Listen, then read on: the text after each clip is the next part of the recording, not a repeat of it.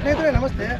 ಇವತ್ತೇನಪ್ಪ ಅಂದರೆ ನೀವು ಆಲ್ರೆಡಿ ನಿಮ್ಗೆ ಗೊತ್ತಿರೋ ಹಾಗೆ 14ನೇ ತಾರೀಕು ಏನು ಬೈಕ್ ಟ್ಯಾಕ್ಸಿ ಬಂದ್ ಅಂತ ಹೇಳ್ಬಿಟ್ಟು ಏನು ಗೌರ್ಮೆಂಟ್ ಅಂದರೆ ನಮ್ಮ ಹೈಕೋರ್ಟ್ ಏನು ಆದೇಶ ಮಾಡಿತ್ತು, ಅದಕ್ಕೋಸ್ಕರ ಸಾವಿರಾರು ಜನ ಬೈಕ್ ಟ್ಯಾಕ್ಸಿ ಯಾರೆಲ್ಲ ಓಡಿಸ್ತಾ ಇದ್ದಾರೆ ಅವ್ರಿಗೆ ತೊಂದರೆ ಆಗ್ತಾ ಇದೆ ಅಂತ ಹೇಳ್ಬಿಟ್ಟು ಇವತ್ತು ಒಂದು ಕಡೆ ಸೇರಿದ್ದಾರೆ. ಅವ್ರನ್ನ ಮಾತಾಡಿಸುವಂತಹ ಕೆಲಸನ ಮಾಡೋಣ. ಏನೆಲ್ಲ ತೊಂದರೆ ಆಗ್ತಾ ಇದೆ ಅವ್ರಿಗೆ, ಯಾವ ರೀತಿ ತೊಂದರೆ ಆಗ್ತಾ ಇದೆ ಅಂತ ಕೇಳೋಣ. ಸರ್ ನಮಸ್ತೆ, ತಮ್ಮ ಹೆಸರು ಸರ್? ಹನುಮಂತು ಸರ್.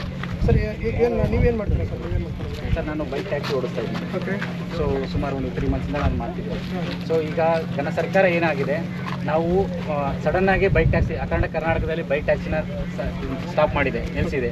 ಸೊ ಇದರಿಂದ ನಾವು ಇದನ್ನೇ, ನಮಗೆ ಎಂಪ್ಲಾಯ್ಮೆಂಟ್ ಬೇರೆದಿಲ್ಲ. ಸೊ ಇದನ್ನೇ ನಂಬ್ಕೊಂಡು ನಾವು ಜೀವನ ಮಾಡ್ತಾ ಇದ್ದೀವಿ.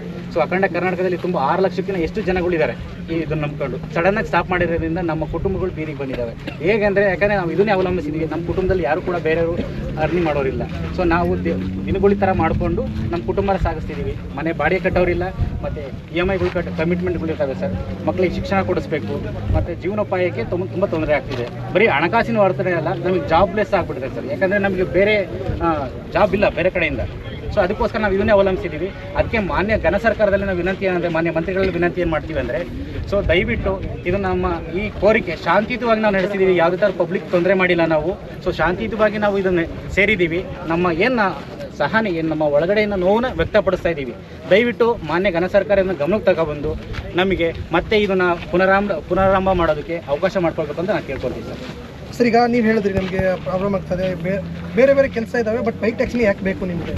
ಸರ್, ಬೇರೆ ಬೇರೆ ಕೆಲಸ ಅಂದರೆ ಅವರ ಅನುಗುಣಗಳಾಗಿ ನಾವು ಮಾಡ್ಕೊಂಡಿದ್ದೀವಿ ಸರ್. ಯಾಕಂದರೆ ಎಜುಕೇಷನ್ ಇರೋರಿಗೆ ಒಳ್ಳೆ ಕೆಲಸಗಳು ಸಿಗ್ತಾ ಇಲ್ಲ. ಹೊರಗಡೆ ಹೋದರೆ 108 ಇಂಟರ್ವ್ಯೂಗಳು, 108 ಕಾರಣಗಳಿರ್ತವೆ. ಪ್ರತಿಯೊಂದು ಕೂಡ ನಾವು ಇದು ಮಾಡೋಕ್ಕಾಗಲ್ಲ. ಅದಕ್ಕೋಸ್ಕರ ನಾವು ಇದೊಂದು ಚೂಸ್ ಮಾಡ್ಕೊಂಡಿದ್ದೀವಿ ಸರ್, ಆಯ್ಕೆ ಮಾಡ್ಕೊಂಡಿದ್ದೀವಿ. ಈಗ ನೀವು ಬೈಕ್ ಟ್ಯಾಕ್ಸಿ ಓಡಿಸ್ತೀರಾ? ನಾನು ಬೈಕ್ ಟ್ಯಾಕ್ಸಿನ ಓಡಿಸೋದು. ಎಷ್ಟು ವರ್ಷದಿಂದ ಮಾಡ್ತಾ ಇದ್ದೀರಾ? ನಾನು ಸುಮಾರು ಒಂದು 6-7 ವರ್ಷದಿಂದ ಮಾಡ್ತಾ ಇದ್ದೀನಿ. ಬೈಕ್ ಟ್ಯಾಕ್ಸಿ ಓಡಿಸ್ತಾ ಇದ್ದೀನಿ. ಟ್ಯಾಕ್ಸಿ ಓಡಿಸ್ತಾ ಇದ್ದೀನಿ. ಬಟ್ ಸಡನ್ ಅಂತ ಈ ಥರ ಮಾಡಿಬಿಟ್ಟು ನಮಗೆ ಹೊಟ್ಟೆ ಮೇಲೆ ನಾವು ಹೊಡೆದ್ರೆ ನಾವೇನು ಮಾಡಬೇಕು ಅಲ್ವರಾ? ಈಗ ನಾವು EMIಗಳು ಇರ್ತವೆ, ಮನೆಗೆ ಸಾವಿರಾರು ಪ್ರಾಬ್ಲಮ್ ಇರ್ತವೆ, ಮಕ್ಳುಗಳು ಇರ್ತವೆ, ಅವ್ರನ್ನೆಲ್ಲ ಸಾಕ್ಬೇಕಲ್ಲ. ಇವು ಸಡನ್ ಅಂತ ಈ ಥರ ಮಾಡಿಬಿಟ್ರೆ ನಾವೇನು ಮಾಡಬೇಕು? ನಮಗೆ ಪ್ರಾಬ್ಲಮ್ ಆಗುತ್ತಲ್ವಾ? ಯಾಕೆ ಸ್ಟಾಪ್ ಮಾಡಬೇಕು? ನಮೀಗ ಅದು ಬೇಕೇ ಬೇಕು ಸರ್. ಅದಿಲ್ಲ ಅಂದರೆ ನಮಗೇನು ಉಪಯೋಗ ಇದೆ. ಅದಿದ್ದರೆ ನಮ್ಗೆ ಉಪಯೋಗ ಇರುತ್ತೆ. ಬಟ್ ಎಲ್ಲ ಸ್ಟಾಪ್ ಮಾಡಿಬಿಟ್ರೆ ನಾವೇನು ಮಾಡೋಣ? ನಮ್ಗೆ ಗೋರ್ಮೆಂಟಿಂದನೂ ಈ ಥರ ಪ್ರಾಬ್ಲಮ್ಗಳು ಇರ್ತಾವಲ್ವ, ಅದಕ್ಕೆ ನಾವು ಕೇಳ್ತಾ ಇದ್ದೀವಿ. ಈಗ ಕೆಲವೊಂದು ಕಡೆ ಹೇಳೋದಂದರೆ ಬೇರೆ ಬೇರೆ ಕಂಪ್ನಿಗಳಿದ್ದಾವೆ, ಫುಡ್ ಡೆಲಿವರಿ ಆಗಿರ್ಬೋದು, ಬೇರೆ ಬೇರೆ ಇದ್ದಾವೆ, ಅವ್ನು ಮಾಡಿ ಬೈಕ್ ಟ್ಯಾಕ್ಸಿನೇ ಯಾಕೆ ಬೇಕು ಅಂತ. ಸರ್, ಇವ್ರು ಹೇಳ್ದಂಗೆ ಸರ್ ಹೇಳಿದ್ದು ನನಗೆ ಬೇರೆ ಬೇರೆ ಕಂಪ್ನಿಗಳು ನಂಬ್ಕೊಂಡಿರೋಕ್ಕಾಗಲ್ಲ ಆಯ್ತಾ. ಓದಿರೋರು ಮತ್ತು ಎಲ್ಲರೂ ಕರೀತಾರೆ, ಇಂಟರ್ವ್ಯೂ ಕರೀತಾರೆ, ಕಳಿಸೋರು ವಾಪಸ್ಸು. ನಾವು ಇದನ್ನೇ ನಂಬ್ಕೊಂಡಿರ್ತೀವಲ್ಲ, ನಾವು ಇದು ಮಾಡ್ತಾ ಇದ್ದೀರವಲ್ಲ, ನಾವು ಇದನ್ನೇ ಯಾಕೆ ಸ್ಟಾಪ್ ಮಾಡ್ತಾರೆ ಅವರು? ಅದರಿಂದ ನಮಗೆ ಇದು ಸರ್ಕಾರದಿಂದ ನಮಗೆ ಬರಬೇಕು ಸರ್. ಇದು ನಮಗೆ ಇದು ನಂಬ್ಕೊಂಡಿದ್ದೀವಿ ನಾವು, ಸರಿನಾ? ಓಕೆನಾ? ಇದು ನಂಬ್ಕೊಂಡಿದ್ದೀವಿ, ನಮಗೆ ಬೇಕೇ ಬೇಕು ಸರ್. ಅದರಿಂದ ನಾವು ಇದು ರೈಲ್ ಮಾಡ್ತೀವಿ. ಈಗ ದಿನ ಎಷ್ಟು ಅರ್ನ್ ಮಾಡ್ತಾ ಇದ್ರಿ ಬೈಕ್ ಟ್ಯಾಕ್ಸಿ ಮಾಡಿ? ಸರ್, ಬೈಕ್ ಟ್ಯಾಕ್ಸಿ ಮಾಡಿ ಡೈಲಿ ನಾವು 2,000, 2,500 ನಮ್ಗೆ ಆಗಿತ್ತು ಅಂದರೆ, ಚೆನ್ನಾಗಿತ್ತು ಅಂದರೆ ಒಂದು 3,000 ಆಗುತ್ತೆ. ಕಂಪ್ನಿಗಳಿಗೆ ಹೋದರೆ ತಿಂಗಳೆಲ್ಲ ದುಡಿಬೇಕು. ಇಲ್ಲಿ ನಾವು ಡೈಲಿ ಎತ್ಕೊತೀವಲ್ಲ, ಅದರಿಂದ ನಮಗೆ ಪ್ರಾಬ್ಲಮ್ಗಳು ಆಗ್ತಾಯಿದೆ ಸರ್. ಅಂದರೆ ಈಗ ನಿಮ್ಗೆ ಯಾವುದೇ ರೀತಿಯ ವರಮಾನ ಇಲ್ಲ, ದುಡಿಮೆ ಇಲ್ಲ ಈಗ? ಹೌದು ಸರ್, ಯಾವುದೇ ರೀತಿ ವರಮಾನವೂ ಇಲ್ಲ, ದುಡಿಮೆನೂ ಇಲ್ಲ ಸರ್. ಇದು ನಾವು ನಂಬ್ಕೊಂಡಿದ್ದೀವಿ. ನಾವು ನಮ್ಗೆ ಇದ್ರ ಮೇಲೆ ನಾವು ಇದು ಮಾಡ್ತಾ ಇದ್ದೀರಲ್ವ, ಬೈಕ್ ಟ್ಯಾಕ್ಸಿ ಸ್ಟಾಪ್ ಮಾಡಿಬಿಟ್ರೆ ನಮಗೆ ತುಂಬ ಪ್ರಾಬ್ಲಮ್ ಆಗುತ್ತೆ. ಸಾವಿರಾರು ಕುಟುಂಬಗಳು ಬೀದಿ ಬರ್ತಾವೆ. ಓಕೆ. ಈಗ ಇನ್ನೊಂದು ಬೇರೆ ಬೇರೆ ಅವ್ರು ಹೇಳೋದೇನು ಅಂದರೆ, ಹಿಂಗೆ ಬೇರೆ ಬೇರೆ ಕಂಪ್ನಿಗಳಿದ್ದಾವೆ, ಎಲ್ಲೋ ಬೋರ್ಡ್ ಮಾಡ್ಕೊಳ್ಳಿ, ಅದು ಮಾಡ್ಕೊಳ್ಳಿ ಅಂತ ಹೇಳ್ತಾರೆ.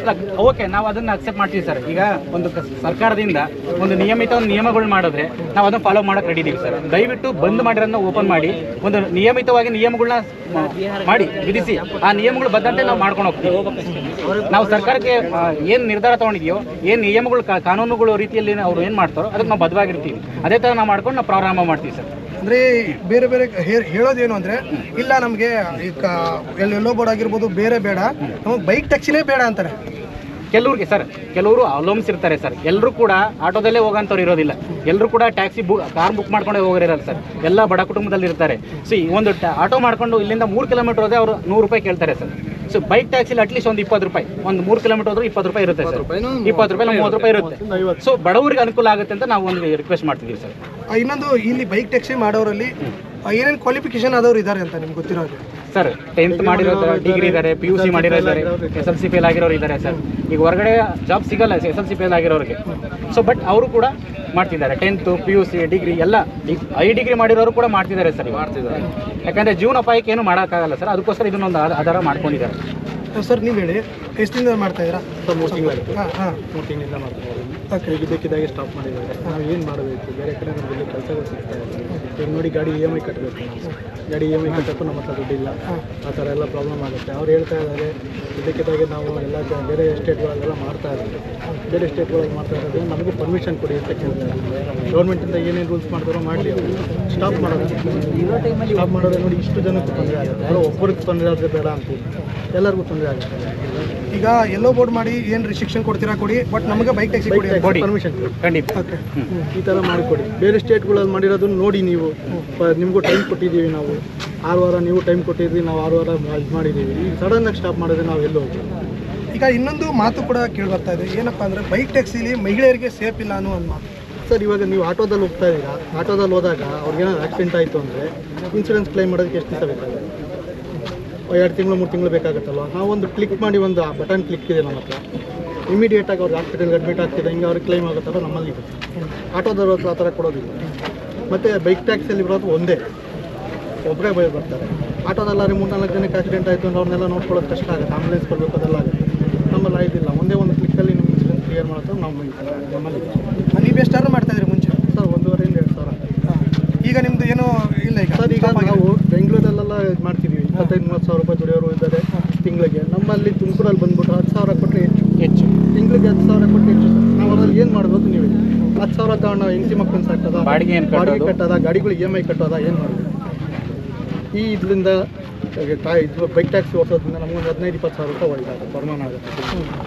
ಇದಕ್ಕೋಸ್ಕರ ನಾವು ಮಾಡ್ತಾ ಇದ್ದೀವಿ. ಇವರು ಫುಲ್ ಟೈಮ್ ಮಾಡ್ತಾ ಇರೋದು ಹೆಂಗೆ? Full time. ಹೇಳಿ ತಮ್ಮ ಹೆಸರು? Sir Yogendra KV. ಓಕೆ. ತಾವು ಎಷ್ಟು ವರ್ಷದಿಂದ ಮಾಡ್ತಾ ಇದ್ದೀರಾ ಬೈಕ್? ನಾವು 5 ವರ್ಷದಿಂದ ಮಾಡ್ತಾ ಇದ್ದೀವಿ. 5 ವರ್ಷದಿಂದ ಬೈಕ್ ಟ್ಯಾಕ್ಸಿನೇ ಮಾಡ್ತಾ ಇದ್ದೀರಾ? ಹೌದು. ಓಕೆ. ನಿಮ್ಮ ಎಷ್ಟು ಅರ್ನ್ ಮಾಡ್ತಾ ಇದ್ರಿ ನೀವು ಬೈಕ್ ಟ್ಯಾಕ್ಸಿ? ಮಂತ್ಲಿ ನಾವು 25-30 ಸಾವಿರ ರೂಪಾಯಿ ನಾನು ಆರಾಮಾಗಿ ಅರ್ನ್ ಮಾಡ್ತಿದ್ದೆ. ಹಾಂ. ಯಾಕಂದರೆ ನಾವು ಕೋವಿಡ್ ಆದಮೇಲೆ ನಾನು ಬೈಕ್ ಟ್ಯಾಕ್ಸಿ ಇದಕ್ಕೆ ಅಂತ ಬಂದಿದ್ದು. ನಾನು ಇದಕ್ಕಿಂತ ಮುಂಚೆ ಇರಲಿಲ್ಲ. ನಾನು ನನ್ನದೇ ಪರ್ಸ್ನಲ್ ಬಿಸ್ನೆಸ್ ಇತ್ತು. ಅದಾದಮೇಲೆ ಅದು ಲಾಸ್ ಆದ ನಂತರ ನಾನು ಇದಕ್ಕೆ ಅಂತ ಬಂದಿದ್ದು. ನಾವೇನು ಹೆಚ್ಚಾಗಿ ಏನು ಓದಿಲ್ಲ, ನಾನು ಓದಿರೋದು ಬರೀ 10ನೇ ಕ್ಲಾಸು. ಇವಾಗ ಎಲ್ಲೇ ಹೋಗೋಕ್ಕೆ ನಾನು ಕೆಲಸಕ್ಕೆ ಹುಡುಕೊಂಡು ಹೋಗ್ತೀನಿ ಅಂದರು ಸೆಕೆಂಡ್ PUC ಆಗಿರಬೇಕು, ಡಿಗ್ರಿ ಆಗಿರಬೇಕು, ಈ ರೀತಿಯಾಗಿ ಹೇಳ್ತಾರೆ. ನಾವೆಲ್ಲಿ ಹೋಗಬೇಕು ಸರ್? ಹಾಗಾದ್ರೆ SLC ಓದಿರೋರು ಈಗ ಎಷ್ಟೋ ಜನ ಎಜುಕೇಷನ್ ಇಲ್ದಲೇ ಇರೋರೆಲ್ಲ ಮಾಡ್ತಾಯಿದ್ದಾರೆ. ಈ ಬೈಕ್ ಟ್ಯಾಕ್ಸಿಯಿಂದ ಏನಾಗಿದ್ರೆ ಕ್ರೈಮ್ ರೇಟ್ ತುಂಬಾ ಕಡಿಮೆ ಆಗಿದೆ. ಹೆಂಗೆ ಅಂದರೆ ಈಗ ಮುಂಚೆ ಆದರೆ ಚೈನ್ ಸ್ನ್ಯಾಚಿಂಗು, ಕಳ್ತನ, ಕೊಲೆ, ರಾತ್ರಿ ಹೊತ್ತಿನಾಗ ಹೆಣ್ಮಕ್ಳು ಓಡಾಡೋಕ್ಕೆ ಇವೆಲ್ಲ ಆಯ್ತಾನೆ ಇರಲಿಲ್ಲ. ಈಗ ಯಾಕಂದ್ರೆ ಅವಾಗ ಅವ್ರಿಗೆ ಯಾವುದೇ ಕೆಲಸ ಇರಲಿಲ್ಲ. ಬಟ್ ಈ ಬೈಕ್ ಟ್ಯಾಕ್ಸಿ ಅನ್ನೋ ಒಂದು ಕಾನ್ಸೆಪ್ಟಿಂದ ಈಗ ಕಷ್ಟಪಟ್ಟು ಸೋಲನ ಮಾಡಿ ಒಂದು ಬೈಕ್ನ ತಗೊಂಡು ಅವ್ರು ಸೆಕೆಂಡ್ಸಲ್ಲೇ ತೊಗೋಬೋದು, ಇಲ್ಲ ಹೊಸದೇ EMIನಲ್ಲಿ ತಗೊಂಡು ಅದ್ರ ಜೀವನ ಕಟ್ಕೊಳ್ತಾ ಇದ್ರು. ಈಗ ಎಲ್ಲರೂ ಹೇಳ್ತಿರೋದು 1.5 ಲಕ್ಷ ಜನ ಅಂತ ಹೇಳ್ತಾ ಇದ್ದಾರೆ. ಆದರೆ ನಿಜವಾಗ್ಲೂ ಬೀದಿಗೆ ಬಂದಿರೋದು 1.5 ಲಕ್ಷ ಕುಟುಂಬಗಳು ಸರ್. ಯಾಕಂದರೆ ಒಂದು ಕುಟುಂಬದಲ್ಲಿ ಮಿನಿಮಮ್ 4 ಜನ ಅಂದ್ರೂ ನೀವು ಅರ್ಥ ಮಾಡ್ಕೊ 6 ಲಕ್ಷ ಜನಕ್ಕೆ ಈಗ ತೊಂದರೆ ಆಗ್ತಾಯಿದೆ. ಮಕ್ಕಳು ಫೀಸ್ ಆಗ್ಬೋದು, ತಂದೆ ತಾಯಿಗಳು ಹಾಸ್ಪಿಟ್ಲ್ ಎಕ್ಸ್ಪೆನ್ಸಸ್ ಆಗ್ಬೋದು, ಈ ಥರ ಎಲ್ಲ ತುಂಬಾ ಕಷ್ಟ ಆಗ್ತಾಯಿದೆ. ಇವಾಗ ಏನೇ ಮಾಡಲಿ, ಈಗ ಕೇಂದ್ರ ಸರ್ಕಾರದಿಂದ ಆಲ್ರೆಡಿ ಆದೇಶ ಕೊಟ್ಟಿದ್ದಾರೆ, ಎಲ್ಲ ಸ್ಟೇಟ್ಗಳಿಗೂ ಪರ್ಮಿಷನ್ ಕೊಟ್ಟಿದ್ದಾರೆ. ಏನಂತ, ಬೈಕ್ ಟ್ಯಾಕ್ಸಿಗೆ ನೀವು ಪರ್ಮಿಷನ್ನ ನಿಮ್ಮ ಸ್ಟೇಟಲ್ಲಿ ರೂಲ್ಸ್ನ ನೀವು ಮಾಡ್ಕೋಬೋದು ಅಂತ. ಎಲ್ಲ ಈಗ ನೋಡಿ ಗೋವಾ, ಆಂಧ್ರ ಪ್ರದೇಶ, ತೆಲಂಗಾಣ, ಆಮೇಲೆ ಗುಜರಾತು, ಈ ಕಡೆ ಎಲ್ಲ ಕಡೆನೂ ಅವರು ರೂಲ್ಸ್ ಮಾಡಿ, ಗೋವಾ, ಮಹಾರಾಷ್ಟ್ರ ಈ ಕಡೆ ಎಲ್ಲ ಅವರು ರೂಲ್ಸ್ ಮಾಡಿದ್ದಾರೆ. ಇದೇ ರೀತಿ ಮಾಡಬೇಕು, ಇಷ್ಟೇ ಸ್ಪೀಡಲ್ಲಿ ಹೋಗಬೇಕು, ಇಂಥ ಗಾಡಿನೇ ಯೂಸ್ ಮಾಡಬೇಕು ಅಂತ. ಅದೇ ರೀತಿ ನಮಗೂ ಕೊಡಿ. ಇಲ್ಲಿ ಕೊಟ್ಟರೆ ಎಲ್ಲರೂ ಬದುಕ್ತಾರೆ. ಅದನ್ನ ಇದರಿಂದ ಹೇಳೋಕ್ಕಾಗಲ್ಲ. ಮುಂದೊಂದು ದಿನ ಕ್ರೈಮ್ ರೇಟ್ ಜಾಸ್ತಿ ಆಗ್ಬೋದು. ಯಾಕಂದ್ರೆ ಇವಾಗ ಕೆಲಸ ಇಲ್ದಲ್ಲೇ ಇರೋನು ಏನು ಮಾಡ್ತಾನೆ, ಇನ್ನೊಬ್ರನ್ನ ಬಡದು ತಿನ್ನೋಕ್ಕೆ ಹೋಗ್ತಾರೆ. ಯಾಕಂದ್ರೆ ಈಗ ಎಲ್ಲ ಕಡೆ ಕೆಲಸ ಇಲ್ಲ ಅಂದಾಗ ಏನು ಮಾಡೋಕ್ಕಾಗುತ್ತೆ? ಅವಾಗ ಲಾ ಆ್ಯಂಡ್ ಆರ್ಡರ್ ಕೂಡ ಪ್ರಾಬ್ಲಮ್ ಆಗುತ್ತೆ. ಬಟ್ ಇದಿದ್ದರೆ ಲಾ ಆ್ಯಂಡ್ ಆರ್ಡರ್ ಕೂಡ ಕಂಟ್ರೋಲಲ್ಲಿ ಇರುತ್ತೆ. ಬಟ್ ಈಗ ಎಲ್ಲರೂ ಹೇಳೋದೇನು ಅಂದರೆ ಸೇಫ್ ಇಲ್ಲ ಅಂತ. ನಿಜ ಹೇಳ್ಬೇಕಾದ್ರೆ ಸೇಫ್ ಇಲ್ದಲ್ಲೇ ಇರೋದೇ ಕಾರು ಮತ್ತು ಆಟೋದಲ್ಲಿ ಸರ್. ಯಾಕಂದರೆ ಕಾರಲ್ಲಿ ಒಂದು ಸರಿ ಡೋರ್ ಹಾಕೊಂಡು ಲಾಕ್ ಮಾಡ್ಕೊಂಬಿಟ್ರು ಅಂದರೆ ಆ ಹೆಣ್ಮಗುಗಾಗಲಿ ಇನ್ನೊಂದಾಗಲಿ ಏನಾದರೂ ಆದರೆ, ಈಗ ಬೈಕ್ ಟ್ಯಾಕ್ಸಿ ಕಾನ್ಸೆಪ್ಟ್ ಬಂದಿದ್ದೆ ಈ ಯೆಲ್ಲೋ ಬೋರ್ಡ್ ಡ್ರೈವರ್ಸಿಂದ.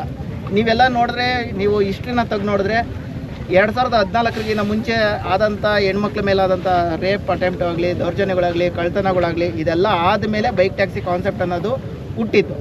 ಅದ್ರ ಮುಖ ಇವಾಗ ನೋಡಿ, ಹೆಣ್ಮಕ್ಳನ್ನ ಇವಾಗ ಸೇಫ್ ಇಲ್ಲ ಅಂತಾರೆ, ಮೊಲೆಸ್ಟೇಟ್ ಮಾಡ್ತಾರೆ ಅಂತಾರೆ. ಹೆಂಗೆ ಮಾಡೋಕ್ಕಾಗುತ್ತೆ ಸರ್? ಬೈಕಲ್ಲಿ ಮುಂದೆ ಓಡಿಸ್ತಾ ಇರೋದು, ಹಿಂದೆ ಕುಂತಿರೋ ಹೆಣ್ಮಕ್ಳ ಮೇಲೆ ಹೇಗೆ ಅವರು ದೌರ್ಜನ್ಯ ಮಾಡೋದಕ್ಕಾಗುತ್ತೆ ಹೇಳಿ ನೀವೇನೆ? ಇದನ್ನೆಲ್ಲ ಸ್ವಲ್ಪ ಕನ್ಸಿಡರ್ ಮಾಡಿ ದಯವಿಟ್ಟು ಇದು ಬೈಕ್ ಟ್ಯಾಕ್ಸಿಗೆ ಒಂದು ರೂಲ್ಸ್ನ ಫಾರ್ಮ್ ಮಾಡಿಬಿಟ್ಟು ಕೊಟ್ಟರೆ ಈಗ ಏನು 6 ಲಕ್ಷ ಕುಟುಂಬಗಳಿದ್ದಾವೆ ಅವು ಉಳಿತವೆ ಅಂತ ನಾನು ಹೇಳ್ತೀನಿ ಸರ್. ಈಗ ಇನ್ನೊಂದು ನೀವು ಅದ್ರ ಬಗ್ಗೆ ಹೇಳ್ತಾ ಇದ್ರಿ, ಅದಕ್ಕೋಸ್ಕರ ಕೇಳ್ತಾ ಇದ್ರಿ.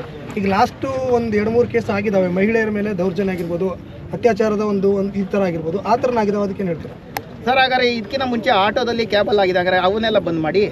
BMTC ಬಸ್ಸಲ್ಲಿ ಆಗಿದೆ, ಅವಂಗಾರೆ ಅವನು ಬ್ಯಾನ್ ಮಾಡಿ.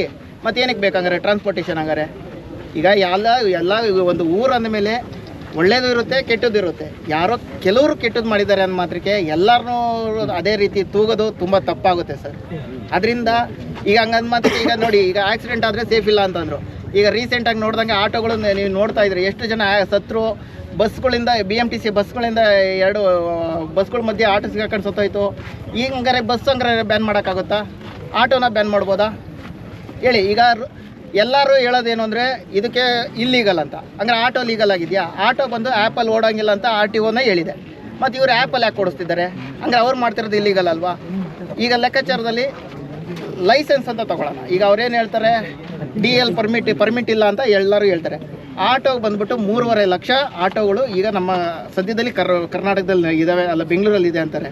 ಆದರೆ ಪರ್ಮಿಷನ್ ಕೊಟ್ಟಿರೋದು ಬಂದರೆ 1.5 ಲಕ್ಷ ಗಾಡಿಗೆ. ಹಂಗಾರೆ ಇನ್ನು 2 ಲಕ್ಷ ಗಾಡಿ ಹಂಗಾರೆ ಇಲ್ಲೀಗಲ್ ಅಲ್ವಾ? ಅವ್ರು ಇಲ್ಲೀಗಲ್ ಮಾಡ್ತಿದ್ದಾರೆ, ಮತ್ತು ಇದು ನಮ್ಮನ್ನು ಇಲ್ಲೀಗಲ್ ಅಂತಿದ್ದಾರೆ. ಖಂಡಿತ ಇಷ್ಟು ದಿನ ಇಲ್ಲೀಗಲ್ ಇತ್ತು, ಈಗ ಕೋರ್ಟ್ ಆದೇಶಕ್ಕೆ ನಾವು ತುಂಬಾ ಬೆಲೆ ಕೊಡ್ತೀವಿ, ಅದರಿಂದ ನಾವು ಮಾಡೋದಿಲ್ಲ. ಆದರೆ ಈಗ ಕೋರ್ಟ್ ಆದೇಶ ಹೇಳಿರೋದೇನು, ಸರ್ಕಾರದವರು ಒಂದು ರೂಲ್ಸ್ ನಿಯಮಗಳನ್ನ ತರೋವರೆಗೂ ಮಾಡಬೇಡಿ ಅಂತ. ನಾವೇನು ಕೇಳ್ತಾ ಇದ್ದೀವಿ, ನಿಯಮನ ತಗೊಬನ್ನಿ ಅಂತ ಕೇಳ್ತಾ ಇದ್ದೀವಿ. ಇಷ್ಟು ಮಾತ್ರ ನಾವು ಇನ್ನೇನು ಕೇಳ್ತಾ ಇಲ್ಲ ಸರ್. ಇನ್ನೊಂದು ಈಗ ತಾನೇ ರೀಸೆಂಟಾಗಿ ನೋಡಿದ್ವಿ ನಾವು, ಏನಂದ್ರೆ ಬೈಕ್ ಟ್ಯಾಕ್ಸಿ ಸ್ಟಾಪ್ ಮಾಡಿರೋ ಹಿನ್ನೆಲೆ ಆಟೋ ಚಾರ್ಜ್ ಜಾಸ್ತಿ ಮಾಡಿದ್ದಾರೆ ಅಂತ. ಹೌದು ಸರ್, ತುಮಕೂರು ಸರ್ ಅದು ಆಟೋದವ್ರನ್ನೇ ಕೇಳಬೇಕು, ಯಾಕಂದ್ರೆ ನಾನು ಆಟೋ ಡ್ರೈವರ್ ಅಲ್ಲ. ಯಾಕಂದರೆ ಅವರು ಏನಾಗ್ತಿದೆ, ಆಟೋದವರು ಅವರು ದುಡಿಮೆನ ಅವ್ರನ್ನ ಮಾಡ್ತಿದ್ದಾರೆ. ಬಟ್ ಅವರು ಜಾಸ್ತಿ ಕೇಳ್ತಾ ಇದ್ದಾರೆ ಅಂದರೆ ಅದನ್ನು ಪಬ್ಲಿಕ್ಕು ಅದನ್ನು ಮನವರಿಕೆ ಮಾಡಿ ಸರ್ಕಾರದಿಂದ ಇದು ಒಳ್ಳೇದಿದೆಯಾ, ಎಷ್ಟು ಅನುಕೂಲ ಆಗ್ತಾಯಿದೆ, ಯಾಕೆ ಈ ಥರ ಮಾಡ್ತಾಯಿದ್ದಾರೆ, ಮೀಟ್ರ್ ಹಾಕೊಂಡು ಯಾಕೆ ಓಡಿಸ್ತಾ ಇಲ್ಲ, ಇದನ್ನು ಸ್ವಲ್ಪ ನೋಡಿ ಅದನ್ನು ತನಿಖೆ ಮಾಡಿ ಅವ್ರ ಮೇಲೆ ಆ್ಯಕ್ಷನ್ ತಗೋಬೇಕಾಗುತ್ತೆ ಸರ್. ಈಗ ನಿಮ್ಮ ಪ್ರಕಾರ ಏನು ಹೇಳ್ತಾ ಇರೋದು ಅಂದರೆ, ನಮಗೆ ಎಲ್ಲೋ ಬೋರ್ಡ್ ಕೊಡ್ತೀರೋ, ಏನು ಕೊಡಿ, ಏನು ರಿಸ್ಟ್ರಿಕ್ಷನ್ ಕೊಡ್ತೀರೋ ಕೊಡಿ, ನಮಗೆ ಒಟ್ಟಿನಲ್ಲಿ ಕರ್ನಾಟಕದಲ್ಲಿ ಅಥವಾ ಬೆಂಗಳೂರಲ್ಲಿ ಬೈಕ್ ಟ್ಯಾಕ್ಸಿ ರನ್ ಮಾಡೋಕ್ಕೆ ಪರ್ಮಿಷನ್ ಕೊಡಿ ಅಂತ. ಹೌದು ಸರ್, ನಾವು ಅಷ್ಟೇ ಹೇಳ್ತಾ ಇರೋದು ಸರ್. ಈಗ ಟೋಟಲಾಗಿ ಇಡೀ ಕರ್ನಾಟಕದಲ್ಲಿ 8 ಲಕ್ಷ ಜನ ಬೈಕ್ ಟ್ಯಾಕ್ಸಿ ರೈಡರ್ಸ್ ಇದ್ದಾರೆ. ಆದರೆ 8 ಲಕ್ಷ ಜನ ರೈಡರ್ಸ್ ಅಂತನಲ್ಲ, 8 ಲಕ್ಷ ಕುಟುಂಬಗಳನ್ನ ನಾವು ನೋಡಬೇಕಾಗುತ್ತೆ. ಈಗ ಒಂದು ಕುಟುಂಬದಲ್ಲಿ 6 ಜನ ಫ್ಯಾಮಿಲಿ ಇರ್ತಾರೆ, ಇಲ್ಲ 8 ಜನ ಇರ್ತಾರೆ. ಈಗ ಅವರೆಲ್ಲ ಇದನ್ನೇ ಅವಲಂಬಿಸಿರ್ತಾರೆ. ಅದನ್ನು ನೋಡೋದಕ್ಕೋಸ್ಕರ ನೀವು ಅದನ್ನು ಒಂದು ರೂಲ್ಸ್ ಏನು ನಿಯಮ ಏನು ಹೈಕೋರ್ಟ್ ಹೇಳಿದೆ, ನಮ್ಮ ಉಚ್ಚ ನ್ಯಾಯಾಲಯ ಏನು ಹೇಳಿದೆ, ನಿಯಮನ ತಗೊಬಂದ್ರೆ ಮಾತ್ರ ಮಾಡಿ ಅಂತ. ತಗೊಬಂದರೆ ಯಾರು ಬೇಡ ಅಂತಾರೆ ಸರ್? ನಿಯಮಗಳಿದ್ದಾಗ ಎಲ್ಲರೂ ಮಾಡೋಕ್ಕೆ ಮುಂದೆ ಬಂದೇ ಬರ್ತಾರೆ. ಯಾಕಂದರೆ ಇದರಿಂದ ನಾಳೆ ದಿನ ಲಾ ಆ್ಯಂಡ್ ಆರ್ಡ್ರ್ ಏನಾದ್ರು ತೊಂದರೆ ಆಯಿತು ಅಂದರೆ ಅವಾಗ ಯಾರೂ ಕೇಳೋಕ್ಕೆ ಬರಲ್ಲ ಸರ್. ಈಗ ಸರ್ ನಿಮ್ಮ ಹತ್ರ ಕೇಳ್ತೀನಿ, ಏನಪ್ಪ ಅಂದರೆ ಈಗ ನಮ್ಮ ಕೋರ್ಟ್ ಏನು ಹೇಳಿದೆ, ಸರ್ಕಾರ ಕೇಳಿದೆ 3 ತಿಂಗಳಲ್ಲಿ ನೀವು ಪ್ಲ್ಯಾನ್ನ ಮಾಡಿ ಯಾವ ರೀತಿ ಓಡಿಸ್ಬೋದು ಬೈಕ್ ಟ್ಯಾಕ್ಸಿನ ಅಂತೇಳಿ. ಬಟ್ ಅವ್ರೇನು ಕೈಗೊಂಡಿಲ್ವಲ್ಲ ಸರ್ ಸರ್ಕಾರ, ಯಾಕೆ ಅಂತ ಅದು ಮನವರಿಕೆ ಮಾಡ್ಕೋಬೇಕು ನಾವು. ಯಾಕಂದರೆ ಮಾನ್ಯ ಮಂತ್ರಿಗಳಲ್ಲಿ ಸಂಪುಟ ಇಗಳಲ್ಲಿ ನಾವು ಏನು ಮನವರಿಕೆ ಮಾಡ್ಕೊತಿದ್ದೀವಿ, ಅವರು ಬೇರೆ ಬೇರೆ ಇದರಲ್ಲಿ ಕೆಲಸಗಳಲ್ಲಿ ಬ್ಯುಸಿ ಆಗಿದ್ದಾರೆ. ದಯವಿಟ್ಟು ನಮ್ಮಂಥ ಟ್ಯಾಕ್ಸಿ ಚಾಲಕರಿಗೂ ಕೂಡ ಗಮನ ಇರಿಸ್ರಿ, ಆಯಿತಾ? ನಾವು ಕೂಡ ನಮ್ಮ ಕುಟುಂಬಗಳು ಬೀದಿಗೆ ಬರಬಾರ್ದಲ್ವಾ? ನಾವು ಕೂಡ ಇದು ನಂಬಿದ್ದೀವಿ. ಅವರು ಇದನ್ನು ನಾವು ಈ ಮಾಧ್ಯಮದ ಮುಖಾಂತರ ಕೇಳ್ಕೊಳ್ಳೋದು, ವಿನಂತಿ ಮಾಡ್ಕೊಳ್ಳೋದೇನೆಂದರೆ, ದಯವಿಟ್ಟು ನಮ್ಮ ಕಡೆನೂ ಕೂಡ ಗಮನ ಹರಿಸಿ ನಮಗೆ ಯಾವುದೋ ಒಂದು ನಿಯಮಗಳು ಕೊಡಿ. ಆ ನಿಯಮಗಳಂತೆ ನಾವು ಭದ್ರಂತೆ ನಾವು ಅದನ್ನು ನಡೆಸ್ಕೊಂಡು ಹೋಗ್ತೀವಿ. ದಯವಿಟ್ಟು ಟ್ಯಾಕ್ಸಿಗಳನ್ನ ಬಂದ್ ಮಾಡಬೇಡಿ. ಅದರಿಂದ ಎಷ್ಟೋ ಕುಟುಂಬಗಳಿಗೂ ದಾರಿ ಆಗುತ್ತೆ, ಎಷ್ಟೋ ಜನಗಳಿಗೆ ಹೆಲ್ಪ್ ಆಗುತ್ತೆ ಸಾರ್ವಜನಿಕರಿಗೆ. ಇದು ನಾನು ಹೇಳಕ್ಕೆ ಇಷ್ಟಪಡ್ತೀನಿ ಸರ್. Okay sir.